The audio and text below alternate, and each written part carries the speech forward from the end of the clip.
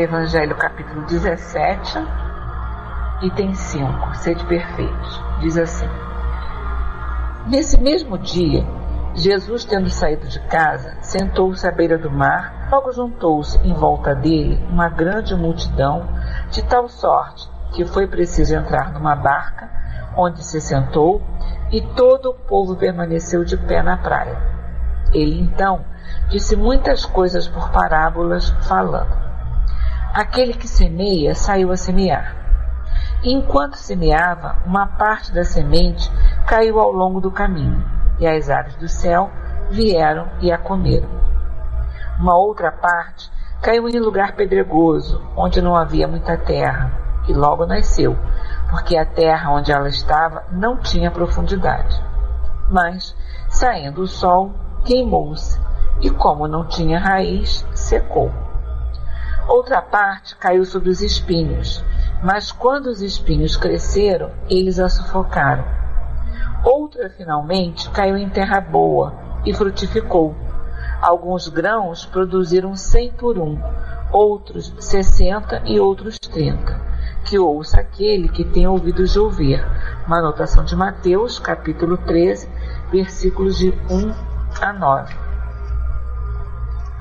E continuando ainda com Mateus, ele diz assim: Ouvi, pois, vós outros, a parábola de semeador. Todo aquele que ouve a palavra do reino e não lhe dá atenção, vem o espírito maligno e tira o que foi semeado em seu coração. Esse é o que recebeu a semente ao longo do caminho. O que recebeu a semente no meio das pedras é o que ouve a palavra e na mesma hora a recebe com gosto.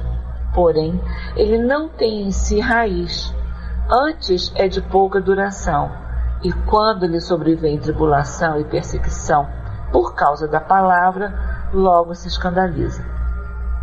O que recebeu a semente entre os espinhos é aquele que ouve a palavra, mas em seguida os cuidados deste mundo e a ilusão das riquezas sufocam nele a palavra, e ela se torna infrutífera.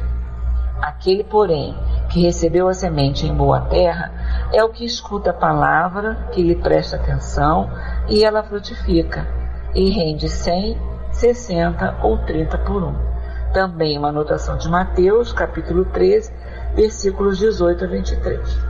Vamos então agora fazer a nossa prece, para que possamos iniciar o nosso estudo da tarde. Roguemos com os nossos corações. Jesus amigo, companheiro nosso de todas as horas, mais uma vez estamos aqui diante de Ti, Mestre querido, buscando sempre o esclarecimento, buscando sempre o conhecimento, para que possamos trazer esse conhecimento ao nosso patrimônio espiritual e gradativamente, Senhor, irmos transformando os nossos valores, os nossos pensamentos, os nossos atos e, consequentemente, as nossas atitudes. Que a Tua paz se faça sentir em nossos corações, abençoando a nós que estamos aqui encarnados e aos amigos encarnados que também estão junto de nós com o mesmo objetivo de aprender, de esclarecer, tendo em vista a nossa vida espiritual. Que seja em Teu nome, Mestre querido, que seja em nome dos mentores deste trabalho, Carrebachuto, e todos os espíritos que são comprometidos com a divulgação da doutrina espírita. Mas, acima de tudo, Senhor da vida, em nome de Deus, que possamos iniciar a nossa reunião da tarde de hoje, tarde e noite de hoje. Que seja assim, agora e sempre, graças a Deus. Bom, vamos lá. O nosso texto dessa tarde, que eu já vou abrir aqui o meu livro, que é a continuação do texto que a Beth fez na semana passada. Vamos lá aqui. Manda, confere comigo, minha querida, vê se não é lá da página 302. Boa noite, Violeta, seja muito bem-vinda. Que começa assim: Nossa situação, isso mesmo, mano. Então vamos lá. Diz ele assim pra gente: nossa situação no além resulta, como vimos precedentemente, das ações repetidas que nossos pensamentos e nossa vontade exercem constantemente sobre o perispírito. Nós sabemos que o nosso pensamento exerce uma função, exerce uma influência sobre o nosso perispírito, onde eles ficarão marcados, né? E ele continua assim: segundo sua natureza e objetivo, quer dizer, segundo a natureza e objetivo dos nossos pensamentos. Oi, Violeta, você está nos avisando que vai ficar o tempo que puder, ok? Obrigada, Menezes. Você possa permanecer o tempo todo. Se não puder, a gente agradece a sua presença da mesma forma, tá bom? E volte em outras oportunidades. Então ele diz assim: segundo a sua natureza e objetivo, quer dizer, a natureza e o objetivo dos nossos pensamentos.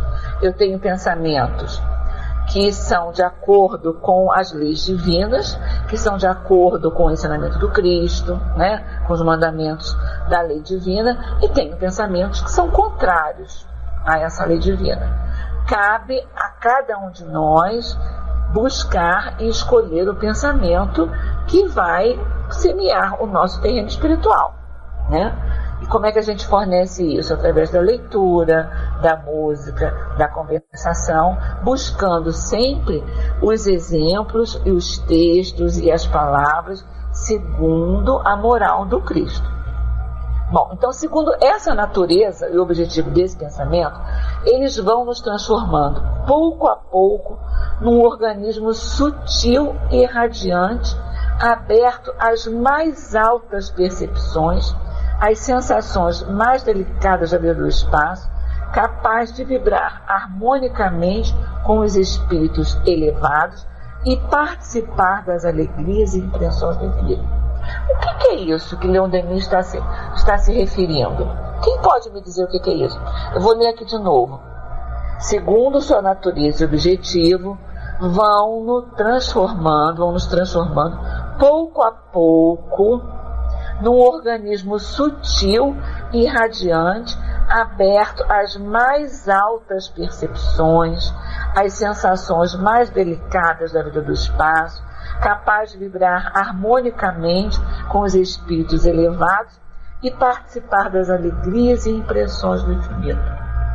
Se eu tenho pensamentos bons, se eu tenho pensamentos ao longo das minhas vidas, eu vou valorizando esses pensamentos e vou aprendendo a cultivar os pensamentos bons. Ele diz aqui que o meu organismo vai se transformando pouco a pouco no organismo mais sutil e radiante. O que é isso? Vamos parar para pensar o que é isso? O que seria isso? Qual é o objetivo que nós buscamos sempre nas nossas vidas? O que a gente quer? Qual o objetivo que a gente quer? Que todos nós queremos, que todas as pessoas querem. Todos nós queremos ser o quê? Felizes, não é? Nós não buscamos a felicidade? Nós queremos ser felizes. Eu sei que eu vou chegar lá na outra ponta da escala, né, aonde eu estou fadada a chegar. Exatamente, Rogério. Rogério coloca evoluir. Nós queremos evoluir e, consequentemente, sermos felizes. Para que eu possa evoluir, para que eu possa ser feliz, que é uma decorrência, a felicidade vai ser uma decorrência da minha evolução moral, né? Para que eu possa fazer isso, para que eu possa alcançar esse estágio, eu preciso o quê? Me transformar. Eu preciso me transformar. Boa noite, Elcio. Seja bem-vindo. Eu preciso me transformar. Como é que eu vou me transformar? Qual é a ferramenta ou uma das ferramentas que eu vou utilizar nessa minha transformação? Eu preciso cultuar o que no meu espírito? Bons pensamentos. Se eu pratico e se eu cultuo bons pensamentos, e se eu me preocupo, esses pensamentos vão numa sequência me ajudar a me preocupar com o bem-estar do meu próximo, eu começo a agir dentro das leis do Cristo, não é mesmo? Faça teu próximo aquilo que gostarias a ti mesmo, ama teu Deus acima de todas as coisas. Eu vou aprendendo a lidar com isso. Eu vou aprendendo a alimentar esse tipo de pensamento em minha mente. Eu vou me desligando ou vou me afastando das coisas que não me levam a nada, que não me permitem crescer enquanto espírito imortal. Não enquanto esse ser humano ocupando esse corpo material, mas enquanto espírito imortal. Eu vou me prendendo, eu vou aprendendo esses valores, vou modificando os meus valores para que eu possa gradativamente modificar esse meu perispírito. Que esse meu perispírito ele vai funcionar como a minha identidade. Eu vou deixar marcado nele os meus atos. Se eu cultivo bons pensamentos e se eu já consigo compreender que o meu dever é fazer ao meu próximo tudo que eu gostaria que fizessem para mim, todo o bem que eu quero para mim, eu posso praticar junto ao meu próximo, a minha identidade vai se transformando. Eu já não vou necessitar de um corpo tão grosseiro, eu já não vou necessitar da doença, eu não vou necessitar de uma série de condições que o meu corpo físico, o meu espírito ainda precisa. Ainda traz nesse perispírito as marcas dessas minhas ações anteriores. Então o meu pensamento vai me alavancar, vai me ajudar, né? Na medida em que eu estudo, na medida em que eu me esclareço. Jesus não disse pra gente, conhece a verdade te libertará? Na medida em que eu conheço, na medida em que eu estudo, na medida em que eu me dedico, na medida em que eu olho as dificuldades pelas quais eu atravesso, mas isso não me leva a uma descrença, isso me leva, muito pelo contrário, a acreditar nesse Deus de bondade, nesse Deus de amor, nesse Deus que é onipresente, onipotente, e eu começo a entender as razões pelas quais eu passo pela dor. Eu vou modificando o meu material espiritual, eu vou modificando o meu patrimônio espiritual. Então, o meu corpo, o meu organismo vai ficando mais sutil, vai ficando mais radiante. Eu consigo perceber determinadas sensações que agora eu não consigo. Isso é evolução. Isso é que nós chamamos, que Kardec chama de evoluir. E Denis está colocando aqui pra gente. O que ele está dizendo? Procure cultivar bons pensamentos. Procure cultivar boas ações. Que as tuas ações serão a tua identidade futuramente. O teu espírito futuramente terá nele a marca do trabalho no bem, a marca do amor ao próximo. E isso vai levar à minha evolução. Certo? Tudo certo? Boa noite, Francis, Guri, Elcio, já tinha falado, boa noite a todos. E aí Denis continua assim, ele diz assim, no sentido inverso do meu pensamento, não construtivo, né? No sentido inverso, farão dele uma forma grosseira, opaca, acorrentada à terra por sua própria materialidade e condenada a ficar encerrada nas baixas regiões. Se eu tenho pensamentos bons, se eu começo a cultivar pensamentos bons, pensamentos dentro da moral do Cristo, a gente já viu que eu vou evoluindo gradativamente. O meu organismo vai ficando mais sutil, vai evoluindo, porque o meu espírito foi evoluindo. Agora, se ao contrário, eu me prendo a pensamentos ruins, eu só vivo com o objetivo de prejudicar o outro, eu só vivo com o objetivo de provocar o outro em situações que não são benéficas a ele. Se o meu espírito se compraz nesse tipo de atitude, nesse tipo de atividade, nesse tipo de pensamento, né? O que eu vou fazer agora? Como é que eu posso prejudicar fulano, prejudicar Beltrano? Como é que eu posso tirar vantagem da situação onde eu me encontro? Como é que eu posso exercer a minha profissão de modo que o beneficiário maior seja eu mesmo e não os outros que estão à minha volta? Olha a mudança desse padrão de pensamento, olha a mudança do padrão de atividades e de atitudes. Então que ele coloque para a gente, no sentido inverso, farão dele uma forma grosseira, opaca, acorrentada à terra por sua própria materialidade. Se eu só dou valor a isso, se eu só consigo entender que isso é o bom, se eu não consigo ver nada além disso, se eu não me predisponho a ajudar a ninguém, a estender a mão para ninguém, a ter benevolência para com ninguém, como é que eu posso esperar alguma coisa diferente de volta para mim? Não é verdade? Vai ficar meio complicado. E ele continua assim: esta ação contínua do pensamento e da vontade, exercida no decorrer dos séculos e das existências sobre o perispírito, o meu pensamento bom, o meu pensamento dentro da moral cristã e a minha vontade de colocar esse pensamento em prática, né? A vontade, ela vai me permitir enfrentar as minhas dores, as minhas dificuldades, né? E vai me permitir colocar esse meu pensamento em prática, né? Então, essa ação contínua do pensamento e da vontade, exercida no decorrer dos séculos e das existências sobre o perispírito, faz-nos compreender como se criam e desenvolvem nossas aptidões físicas, assim como as faculdades intelectuais e as qualidades morais. Se eu só forneço material bom, né, ao meu terreno, o meu terreno vai ser bem cultivado, né? Se eu coloco o adubo adequado no meu terreno, eu vou ter esse terreno adequado, bem adubado. Então nele irá florescer tudo que ali eu plantar. Agora, se eu não coloco esse adubo, que é o meu pensamento, a minha vontade, são os meus atos, eu não tenho o que colher. Vou colher aquilo que eu plantei, não vou colher aquilo que eu gostaria de colher, certo? Então ele diz assim: faz-nos compreender como se criam e desenvolvem nossas aptidões físicas, né? Como as faculdades intelectuais e as qualidades morais. Nossas aptidões para cada gênero de trabalho, a habilidade, a destreza em todas as coisas são o resultado de inumeráveis ações mecânicas acumuladas e registradas pelo corpo sutil.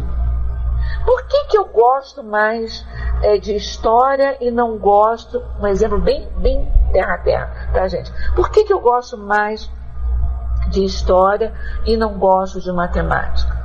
Por que eu gosto da área de humanas, das ciências humanas, das ciências do comportamento e não gosto das ciências exatas? Por que eu tenho facilidade para algumas coisas e para outras eu tenho dificuldade? Por que alguém é capaz de compreender tão bem a dor humana e outras pessoas não são capazes de compreender a dor humana? Por que eu não me revolto diante do meu quadro de dificuldade, da minha dor, seja ela física ou moral, e outras pessoas diante de situações muito pequenas se revoltam e acham que Deus é injusto para com elas? Da onde é que eu pego, da onde é que eu trago, aonde é que isso está dentro de mim, onde é que está essa força dentro de mim que me permite, né, caminhar, que me permite seguir à frente, apesar das dificuldades que eu enfrento no meu dia a dia? De onde eu consegui tudo isso? É difícil para a gente imaginar isso?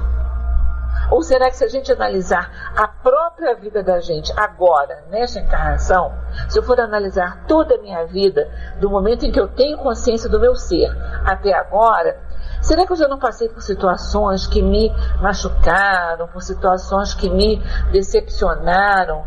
E quando eu vou me envolver numa outra situação que possa ser semelhante à anterior, eu paro e penso: olha, mas eu preciso estar mais atenta.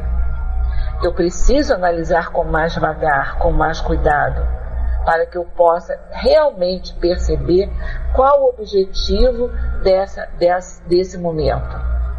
Quantas vezes a gente não faz isso analisando a nossa vida agora, desta encarnação, a partir do momento em que eu passo a ter consciência, a minha consciência, enquanto espírito imortal. Não é? A gente não faz isso, não passa por isso.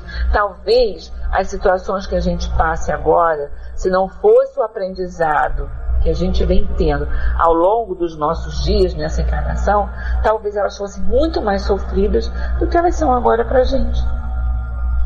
Será que a gente encara hoje a dor como a gente encarava há 10, 20, 30 ou 40 anos atrás? Para quem é experiente, para quem tem mais de 40, né? Quem tem menos de 40, de repente pode não perceber isso, né? Mas para a gente que é lá do século passado, né? A gente está um pouquinho experiente nesse caminho. Será que a gente encara da mesma forma a dificuldade como eu encarava quando eu era adolescente? Por que eu não encaro da mesma forma? Porque eu amadureci.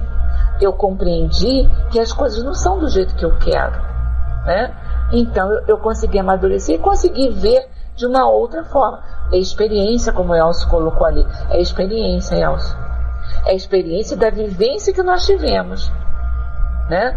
Se eu não me permito amadurecer, se eu passo pela dificuldade, né, e nego essa dificuldade, não é assim, etc e tal, a gente arranja as desculpas que a gente arranja, né? Mais à frente, quando eu passar por aquele quadro, se eu não tive o devido cuidado, se eu não prestei a devida atenção, eu vou cometer o mesmo erro, né? Nós somos, como o Elcio coloca ali, nós somos o somatório das nossas atitudes. Errar, todos nós erramos. Nós cometemos erros e vamos cometer muitos ainda. Mas mais importante do que errar é reconhecer que errou sim. Eu errei sim, eu fiz errado sim. Porque só eu reconhecendo é que eu vou poder analisar o que me levou a errar. Não é? Então assim, eu vou seguindo o meu caminho. Então quando ele diz, né, eu achei muito bonito isso, nossas aptidões para cada gênero de trabalho, a habilidade, a destreza, são resultado de inumeráveis ações mecânicas acumuladas e registradas por esse corpo sutil. Esse corpo sutil, onde tudo fica marcado. Boa noite, Violeta, vai com Deus, boa noite de paz para você. Esse corpo sutil, onde tudo fica marcado, vai ser o nosso arquivo, né? É o nosso HD.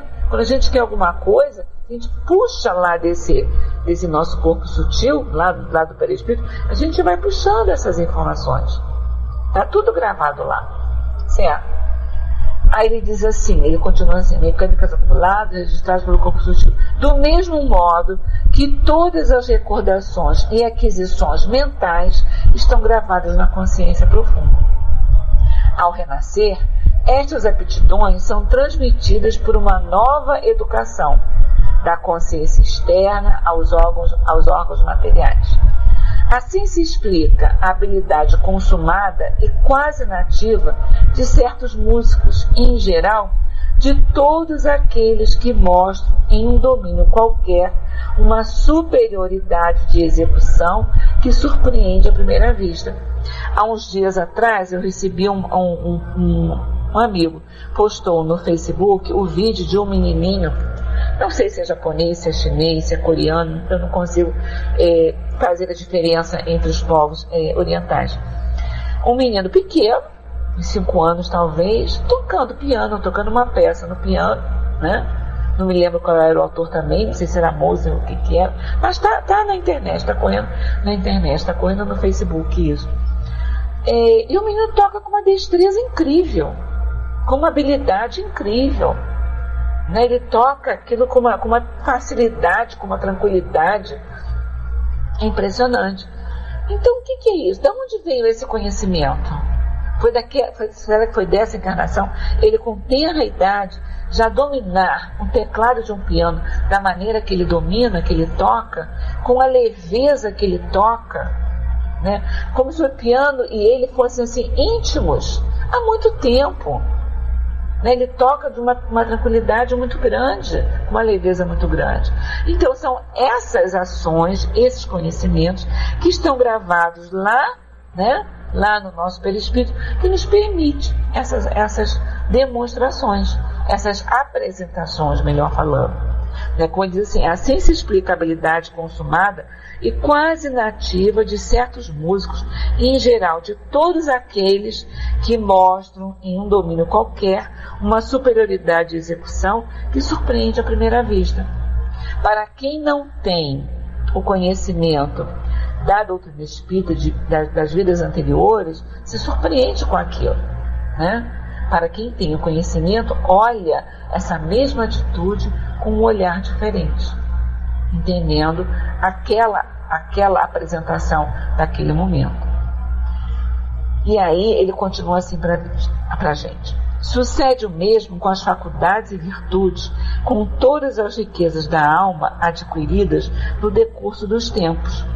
O gênio é um longo e imenso esforço na ordem intelectual, e a santidade foi conquistada à custa de uma luta secular contra as paixões e as atrações inferiores. Então, olha só, o gênio é um longo e imenso esforço na ordem intelectual, e a santidade foi conquistada à custa de uma luta secular contra as paixões e as atrações inferiores. E a gente percebe isso, a gente vê isso no dia a dia da gente. Quando a gente vê os grandes vultos da humanidade, essas pessoas que trabalharam no bem. Quando a gente vê um Chico Xavier, quando a gente vê uma Madre Teresa de Calcutá, quando a gente se depara com esses vultos, tudo para eles é tão simples, é tão não é banal, mas é tão simples, não causa transtorno nenhum, nem sacrifício nenhum. Então isso que ele coloca aqui foi conquistado através de uma luta secular contra as paixões e as atrações inferiores. E continua Denis assim para a gente. Com alguma atenção, poderíamos estudar e seguir em nós o processo de evolução moral. De cada vez que praticamos uma boa ação, um ato generoso, uma obra de caridade, de dedicação, a cada sacrifício do eu, não sentimos uma espécie de dilatação interior? É quando a gente faz o bem.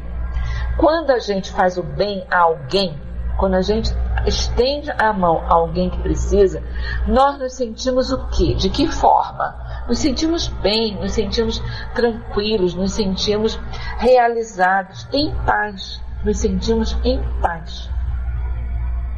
Não é? Nos sentimos em paz.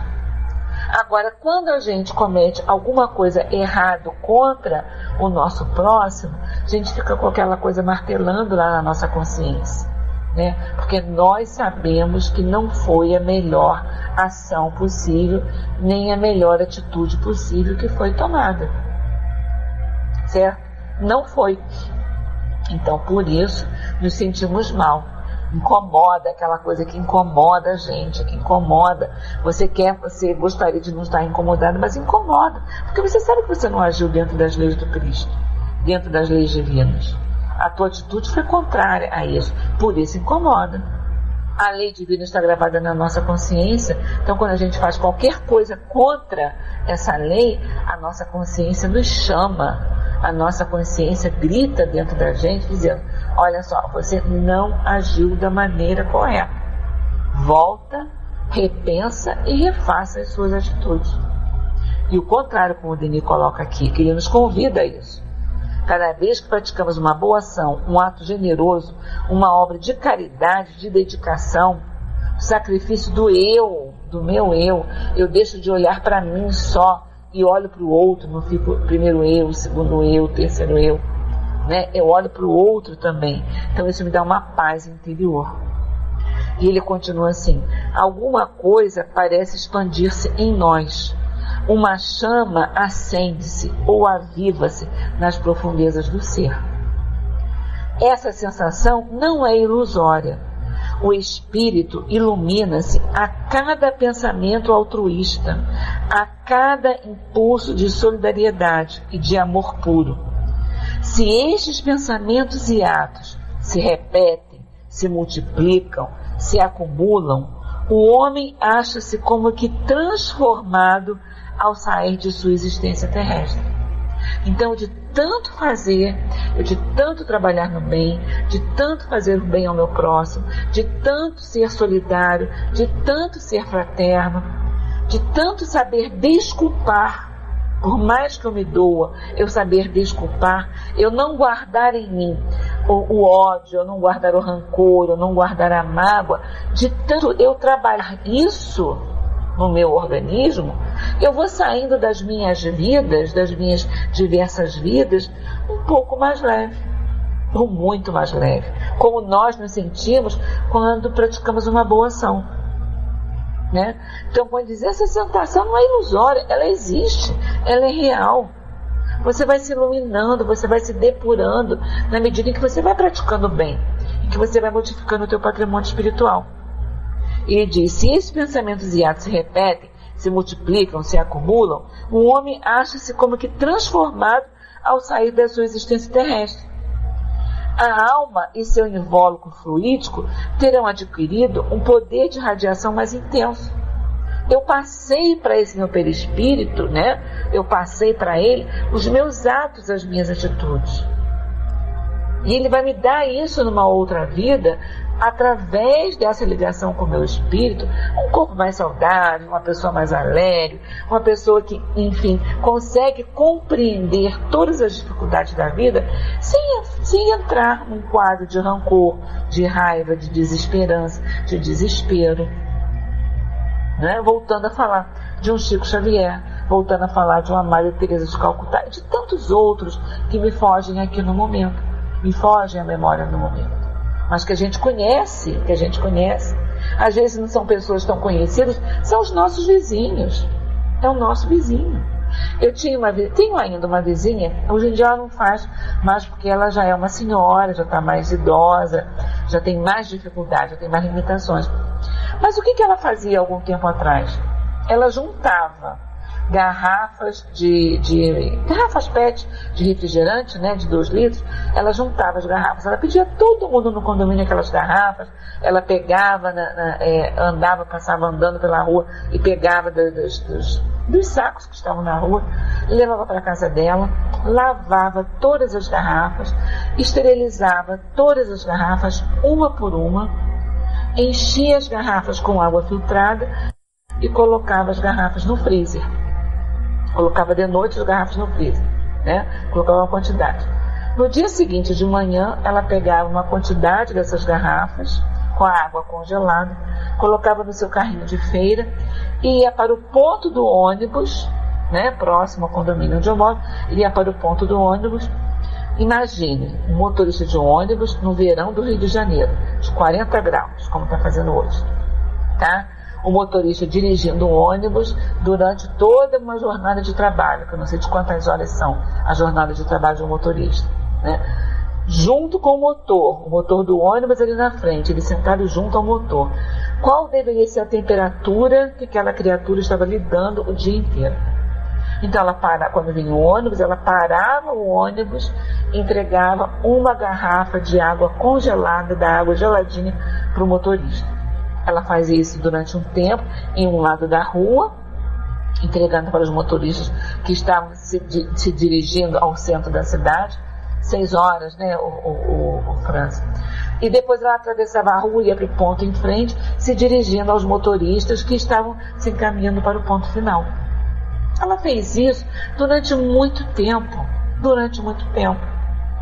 É uma ação imensa, é uma ação grandiosa demais? Sim, é uma ação grandiosa demais. Que deu a ela um trabalho imenso.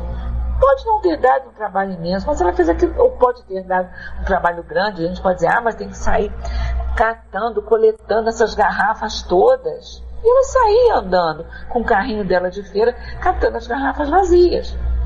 Agora, como esses motoristas não ficavam agradecidos a ela por essa ação? Uma garrafa de água super gelada no verão do Rio de Janeiro, com dias de 40 e tantos graus, com sensação térmica de 50 ou mais do que isso.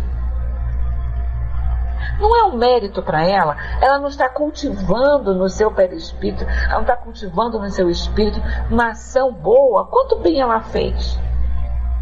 de uma pessoa que a gente não conhece, as pessoas não conhecem. Quem conhecia a ação dela? Nós, os vizinhos, e os motoristas que recebiam a garrafa. Né? Ela fez isso, ela fez a parte dela. E ajudou tanta gente. Diminuiu, ajudou a tornar a jornada de trabalho daqueles motoristas um pouco mais tranquila. Ele poder ter uma aguinha gelada para beber. Generosidade. Então a gente vai aprendendo. E com isso a gente vai trabalhando esse nosso invólucro, trabalhando esse nosso perispírito. E às vezes as grandes ações, elas não custam nada, só custam a boa vontade da pessoa fazer alguma coisa, não é verdade? E é o que ele diz assim. Então essa sensação não é ilusória, isso não é ilusório, né? Essa sensação de bem-estar não é ilusória. Ele se acha como se transformado ao sair da sua existência terrestre. A sua alma, o seu invólucro fluídico terão adquirido um poder de radiação mais intenso, através da bondade, através da generosidade que essa senhora conseguiu para ela. Não é mesmo? E aí Denis continua assim para a gente. No sentido contrário, todo pensamento ruim, todo ato criminoso, todo hábito pernicioso provoca um estreitamento, uma contração do ser psíquico, cujos elementos se condensam, entenebrecem, carregam de fluidos grosseiros. É a ação contrária. Entende? A ação contrária. Quantas pessoas podem ter visto esse ato dessa minha vizinha que diz assim, mas essa senhora é muito boba, né? O que ela acha? Vai ficar ali? O que dão para ela? O que dão em troca a ela? Ela não estava esperando nada em troca. Ela só queria aquilo, fazer aquilo. Entregar uma garrafinha de água gelada a um motorista, né, durante todo o seu período de trabalho. E todo dia ela fazia isso. Agora, se pelo contrário, eu não, eu não pratico determinados atos porque eu acho que eu sou boba, porque eu acho que, ou eu me acho muito esperta, ou eu acho que quem está fazendo isso quer se mostrar, não está fazendo nada por bem. Então eu vou cada vez mais me fixando num determinado padrão de comportamento, num determinado padrão de atitude. E eu vou receber de volta, é físico, é uma lei física. Eu vou receber de volta isso que eu estou distribuindo ao meu redor. O que eu estou distribuindo ao meu redor. E Denis continua assim para a gente. Os atos violentos, a crueldade, o homicídio e o suicídio produzem no culpado um abalo prolongado que se repercute de renascimento em renascimento no corpo material e traduz-se em doenças nervosas, tiques, convulsões e até deformidades, enfermidades ou casos de loucura, consoante a gravidade das causas e o poder das forças em ação. Toda transgressão da lei implica diminuição, mal-estar e privação de liberdade. Não é assim? As leis que regem a nossa sociedade não dizem isso? Se eu ultrapasso o meu direito, se eu prejudico a alguém, eu vou sofrer a sanção de penalidade que aquele meu ato vai trazer para mim. Se eu estou transgredindo a lei, eu tenho que me ressarcir com essa lei. Não é assim? As leis da sociedade, o Código Civil não nos mostra isso? Quando eu ultrapasso isso, eu não tenho que dar conta daquilo que eu fiz? Eu tenho que dar conta. Né? Quando eu transgrido essas leis divinas, quando eu transgrido as leis morais do Cristo, eu vou sofrer as consequências desse ato. Quais serão as consequências? Não sei quais serão as consequências. Mas se eu passo por um quadro de uma dificuldade qualquer que eu esteja passando, é porque certamente eu transgredi isso em alguma vida passada. E agora eu preciso me ressarcir. Eu tenho que me ressarcir com essa lei. Então, as dificuldades que eu estou passando, com certeza, elas vão me fazer lembrar ou vão me remeter, né, mas elas vão estar ligadas a atos meus do passado que culminaram com a minha dificuldade do presente. Como ele diz assim, toda transgressão da lei implica diminuição, mal-estar e privação de liberdade. Quando a gente falou lá atrás, quando eu cometo alguma coisa ruim, quando eu cometo algum ato injusto, eu não fico incomodada dentro de mim, não é a minha consciência que me reclama o meu ato. Então aqui é a mesma coisa. Os atos violentos que eu possa cometer, que as pessoas possam cometer, a crueldade, o homicídio, o suicídio, eles vão produzir um abalo nessa nossa organização. E depois nós precisaremos equilibrar de novo essa organização. Certo? Aí ele continua assim pra gente. As vidas impuras, a luxúria, a embriaguez e a devassidão conduzem-nos a corpos débeis, sem vigor, sem saúde, sem beleza. O ser humano que abusa das suas forças vitais por si mesmo se condena a um futuro miserável, a enfermidades mais ou menos cruéis. Precisamos viver uma outra vida para ter essa noção, para ter essa compreensão? Ou será que nessa nossa vida agora a gente não percebe isso? Né? Quantas vezes a gente come além daquilo que a gente necessita? A gente sabe que está comendo além do que a gente necessita, depois passar mal e dizer assim, puxa, mas eu comi tão pouco. Não existe aquela história da azeitona da empadinha, que foi a azeitona da empadinha que me fez mal. Eu comi tudo que poderia me fazer mal. Depois eu boto a culpa na azeitona. Eu esqueço de todas as outras coisas que eu comi e que não eram benéficas ao meu organismo. Então, tudo aquilo que eu faço, da maneira como eu conduzo a minha vida, da maneira como eu conduzo o meu corpo físico, eu vou estar ajudando ou prejudicando. E se eu prejudico, eu não vou ter de volta uma vida saudável nesta encarnação. Vamos nem olhar as outras, nessa encarnação. Eu não nasci com determinadas deficiências orgânicas que agora o meu corpo apresenta. Porque eu não posso ter a ideia, querer criar na minha imaginação, que o meu corpo vai ter sempre a vitalidade de quando eu era jovem. Ele já perde a vitalidade com a idade, conforme o passar dos anos. E além disso, eu ainda coloco determinados fatores que vão prejudicar ainda mais, eu não posso querer ter uma velhice saudável. Para que eu tenha uma velhice saudável, para que eu tenha uma vida saudável, né?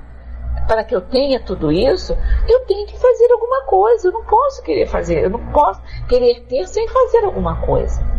O Franz coloca assim, quando a empada não tem azeitonas, a gente põe a culpa nela assim mesmo, põe a culpa nela assim mesmo. Aí coloca a culpa no tempero lá do recheio da empada, não é?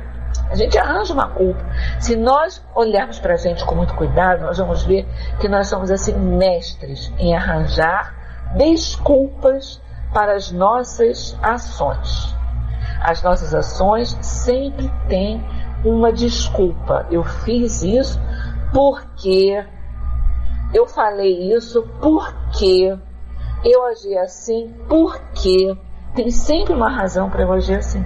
E essa razão vai estar sempre na direção da minha defesa, com certeza.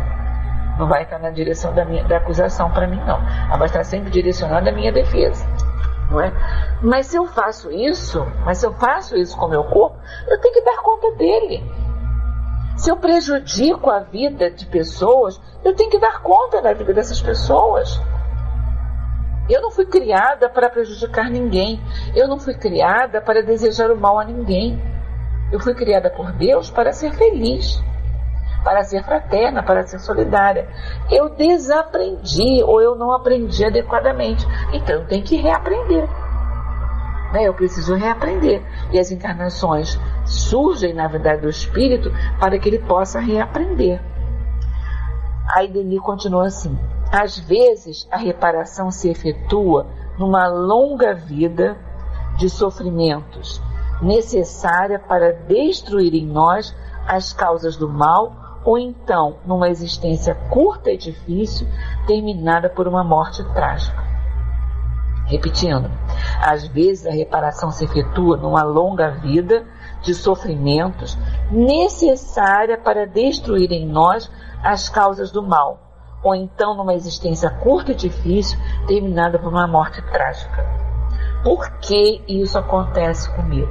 Por que o meu filho sofre e o filho do vizinho não sofre? Por que o meu filho não tem sorte e o filho do vizinho tem toda a sorte? Por que o meu sobrinho tem sorte e o meu filho não tem sorte? Por que o meu filho desencarnou cedo e era uma pessoa boa, um jovem, e outras pessoas que fazem tanto mal estão ainda encarnados? São questões que nós não temos como responder.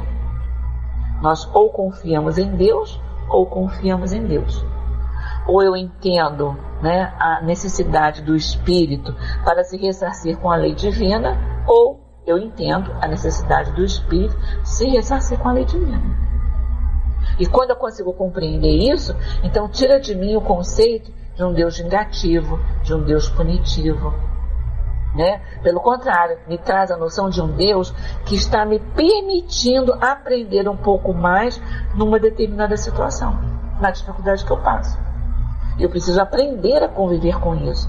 Então preciso desenvolver em mim atitudes e pensamentos e considerações e uma série de coisas que me levem a criar recursos para que eu possa aprender isso mais rápido, né?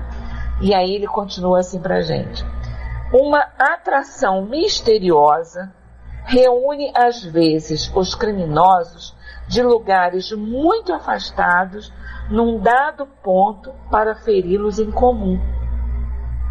Daí as catástrofes célebres, os naufrágios, os grandes sinistros, as mortes coletivas, tais como o desastre de Saint-Gervais, o incêndio do Bazar de Caridade, a explosão de Courier, o naufrágio do Titanic, do Ireland, etc.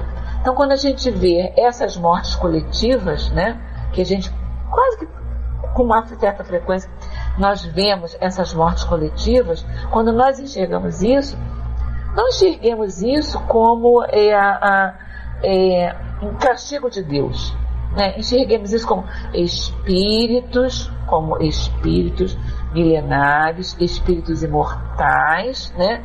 Que naquele momento conseguiram se ressarcir com a lei divina naquilo que era preciso a eles. Que era preciso a eles. Não foi injustiça, foi justiça divina para com aqueles espíritos que estavam naquele local, dos grandes incêndios, dos grandes naufrágios, dos edifícios que caem, né? Porque quem não precisaria estar ali naquele momento, e aviões que caem, quem não precisaria estar ali naquele momento para não sofrer aquela ação, aquelas pessoas não estariam ali. Não estariam ali. A gente vê, quando a gente tem essas mortes coletivas, a gente percebe isso nos depoimentos que são dados. Eu ia embarcar naquele avião, mas eu não embarquei. Eu trabalhava naquele prédio, eu costumava sair às 8 horas da noite, mas naquele dia eu saí no horário do almoço, ou naquele dia eu não fui trabalhar porque aconteceu alguma coisa, eu não pude trabalhar, ou eu saí antes, ou eu não cheguei. Se a gente analisar essas catástrofes, essas mortes coletivas, nós sempre vamos encontrar depoimentos dessa forma. Por quê? Porque ele não precisaria estar ali. Ele poderia estar naquele local, naquela comunidade, mas não precisaria perecer daquela forma. Então alguma coisa acontece e a pessoa não chega até lá. A Tina SP coloca assim: estou aposentada há 2 anos, queria isto. Dizer que quando me aposentar seria bom, pois assim eu me dedicaria mais à doutrina espírita. Porém, um outro problema de coluna sério me deixa impossibilidade de fazer até as coisas do lar. Quando consigo, vou ao centro, porém as atividades que gostaria de realizar não consigo. Aí eu me frustro. Mas o médico psicoterapeuta diz para eu não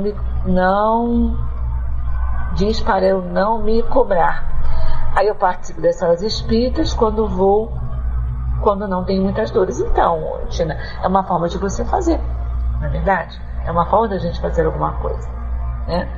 Né? Então, aí ele cita aqui alguns desastres que aconteceram na França, esse desastre de Saint-Gervais, que foi uma cidadezinha situada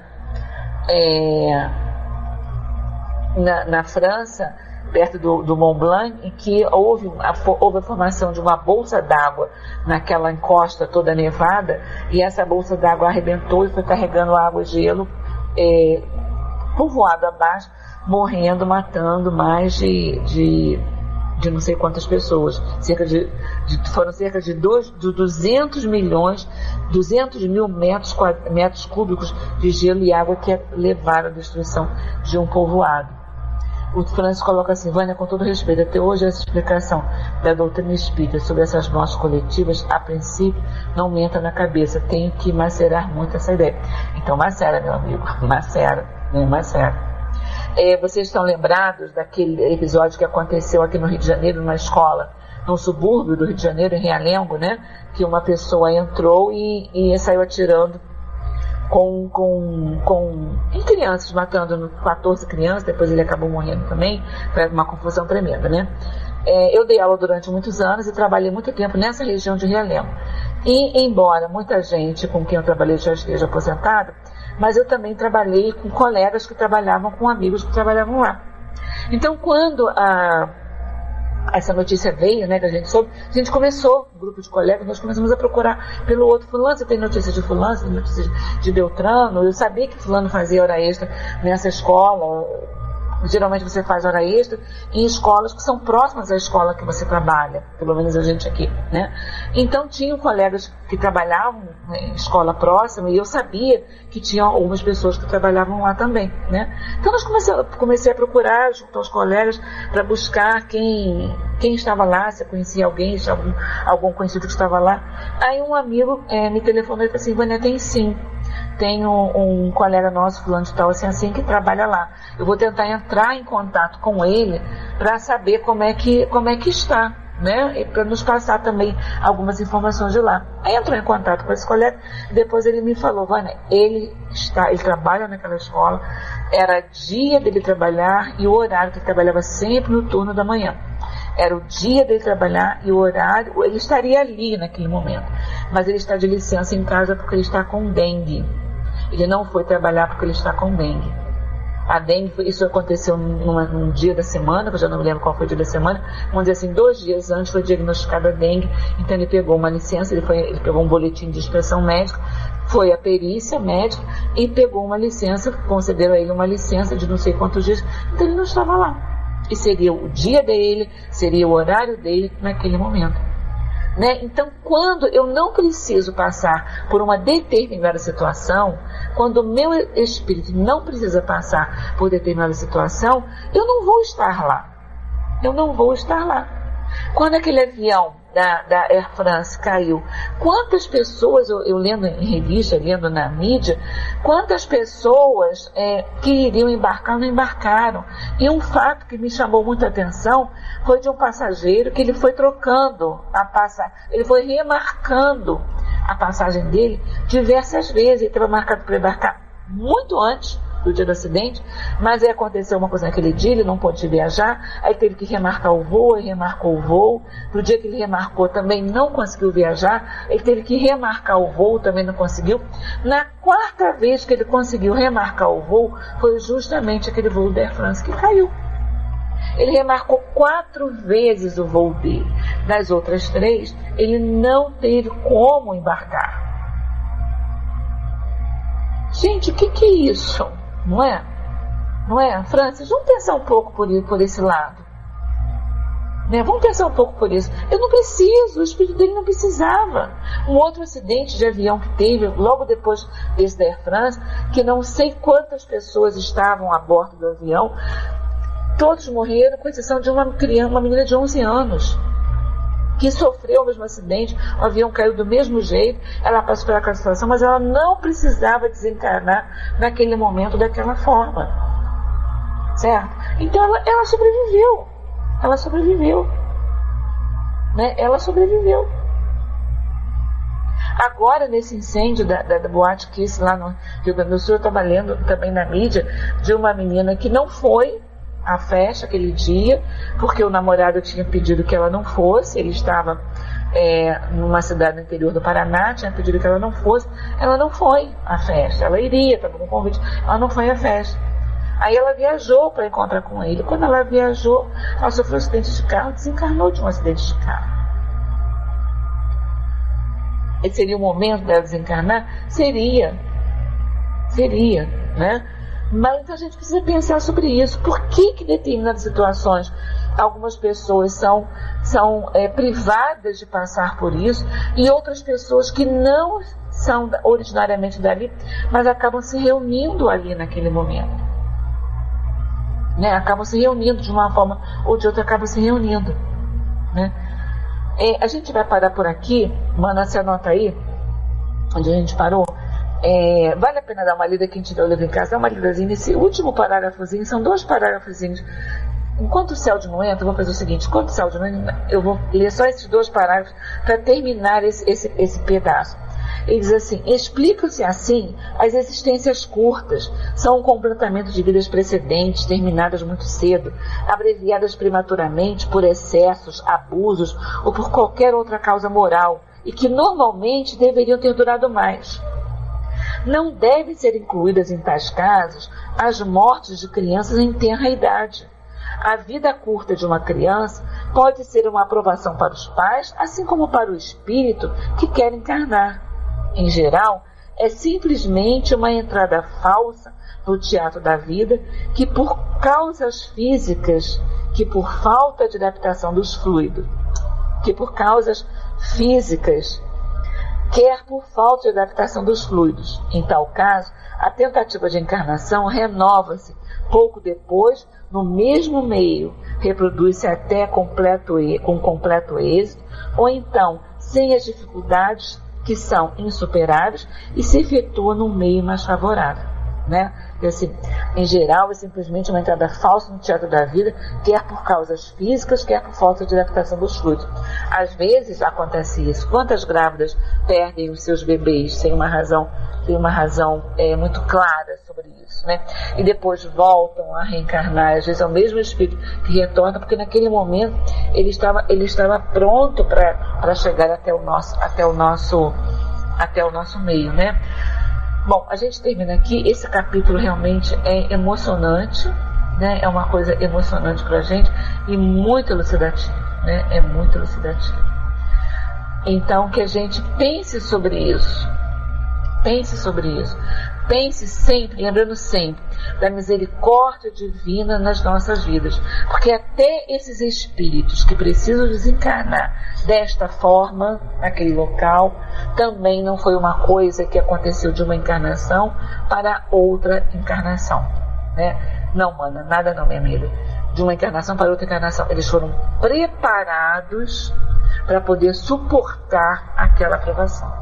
Então, que a gente, quando a gente se deparar com essas mortes coletivas, que a gente sempre encare a misericórdia divina agindo sobre aquelas vidas, agindo sobre aqueles espíritos que ali estavam encarnados e que naquele momento tiveram a possibilidade de se quitar com a lei divina. Não é verdade? O Elcio coloca assim: foi aniversário do local. Acho engraçado que grande parte dos que morreram tinham seu nome de alemães. Sim, porque o sul do Brasil, a colonização tem uma grande colônia alemã, né, como tem italiano, né? Então nós não sabemos, né, porque aqueles espíritos estavam ali, mas certamente Deus tem um propósito para eles, né? Então que de nossa parte nós possamos rezar sempre por esses espíritos que desencarnam nessas tragédias, né? Pedir sempre a Deus que os ilumine, que os conduza na nossa nova fase das suas existências, ok? Bom, gente, vamos então rezar para a gente sair, que nós passamos assim totalmente da hora, né? Para a gente, que o céu já está entrando aí, tá bom? Mais uma vez, obrigada pela presença da Mana, do Rogério, do Elcio, do Francis, da Tina, da Gilda, da Luz, da Juliana. Que todos recebam um beijo bem grande em seus corações, de agradecimento pela paciência do ouvir, tá bom? Então vamos fazer a nossa prece para a gente poder, o céu de poder entrar, ok? Vamos então agradecer a Deus, rogando a esse Pai de infinita misericórdia que nos ajude, que nos ampare, a enfrentar as dificuldades do nosso dia a dia. Jesus querido, Pai de infinita bondade, de infinita misericórdia, te agradecemos, Mestre, pela oportunidade do esclarecimento, pela oportunidade de pensar juntos, pela oportunidade de trocarmos as nossas ideias para que possamos, pouco a pouco, compreender melhor, Senhor, a tua ação em nossas vidas. Que seja em teu nome, que seja em nome dos Espíritos que coordenam esta atividade, mas acima de tudo, Senhor da vida, em nome de Deus, que te pedimos a permissão para encerrarmos o nosso estudo da noite de hoje. Que seja assim agora e sempre, graças a Deus.